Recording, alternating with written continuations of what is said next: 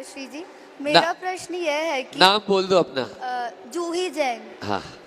मेरा प्रश्न यह है कि जैसे हमें लगता है कि कोई व्यक्ति हमारे सामने गलत है और वो गलत काम भी कर रहा है, लेकिन दुनिया के सामने वो बहुत अच्छा है और दुनिया उसे पसंद भी करती है, तो ऐसे में हमारे मन में उसके प्रति आलोचना के भाव आ जाते हैं और मतलब हम ये सोचते हैं कि कभी कभी ये साबित करने की कोशिश भी करते हैं कि वो व्यक्ति गलत है और वो गलत करता है। तो ऐसे में हम क्या करें? और हमें ऐसा भी लगता है कि वो हमेशा खुद ही आगे होता है और हमारे मन में आता है कि ये हमारे कर्म का उदय है, और क्या हम ऐसा सोच के हर बार टाल दें?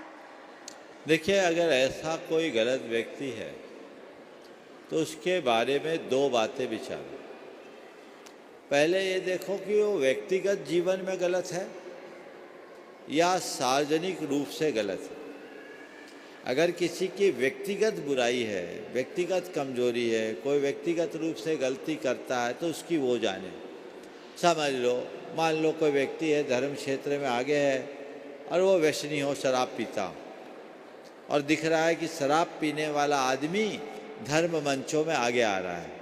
कई लोगों को ऐसा ही हो जाता है, होता है ना।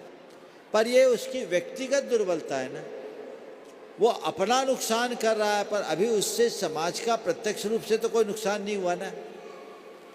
तो ये देखो कि वो व्यक्ति कैसा है। पर कोई व्यक्ति ऐसा है जो बेईमान है, धोखाधड़ी कर रहा है, धर्म और समाज का ध्वंस कर रहा है, नुकसान हो रहा है, परिवार को नुकसान पहुंचा रहा है। तो दोनों चीज़ों में देखो कि वो गलत कहाँ है।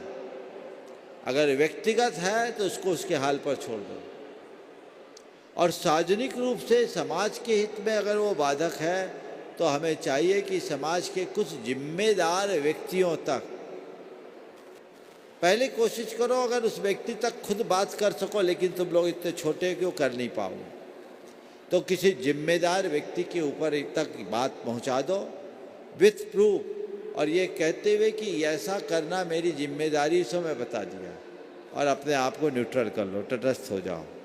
समझ गए? हम सब कुछ नहीं कर सकते, बाकी उसका भाग्य है।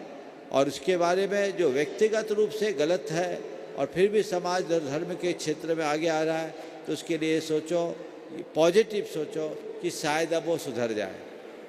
सार्वजनिक रूप से गलत करने वाला व्यक्ति अगर इस तरह का काम कर रहा है तो उसके विषय में भी ये सोचो, भाई ठीक है, आज नहीं कल उसका भेद खुलेगा, अपने आप सब ठीक हो जाएगा। हम किसी के जिम्मेदार और ठेकेदार नहीं हैं। ऐसा करोगे तो मन को समाधान मिलेगा। नमोस्तु महाराष्ट्री।